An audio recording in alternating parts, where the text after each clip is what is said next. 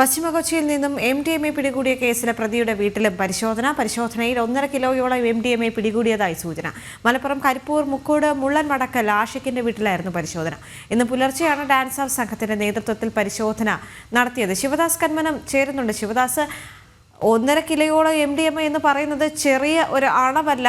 മാത്രമല്ല, ഇയാൾക്ക് പിന്നിൽ വലിയൊരു ലഹരി മാഫിയ ഉള്ളതായി പോലീസ് അന്വേഷിച്ചു വരുന്നുണ്ട്. മറ്റ് വിവരങ്ങൾ എന്തൊക്കെയാണ്?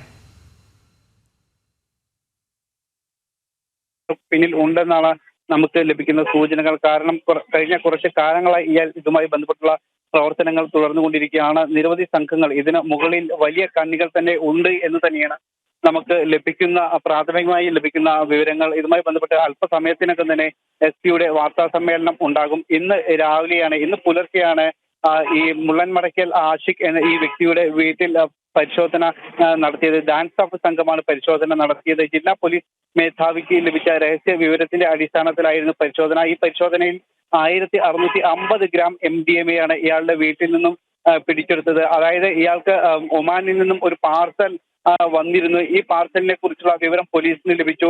ഈ പാർസലിൽ ലഹരി ആണ് എന്നത് പോലീസിന് ഏകദേശം സൂചന ലഭിച്ചു.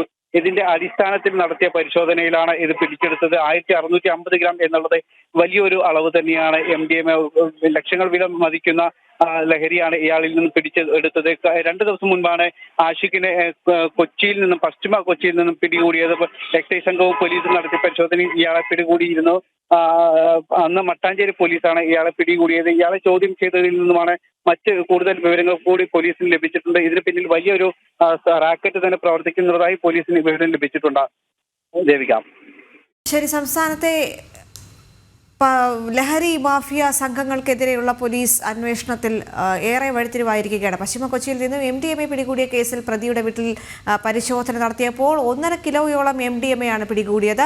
മലപ്പുറം കരിപ്പൂർ മുക്കോട് മുള്ളൻ മടക്കൽ ആഷിഖിന്റെ വീട്ടിലായിരുന്നു പരിശോധന. ഇന്ന് പുലർച്ചെയാണ് ഡാൻസ് ഓഫ് സംഘത്തിന്റെ നേതൃത്വത്തിൽ പരിശോധന നടത്തിയത്. ശിവദാസ് കന്മനമാണ് ചേർന്നത്.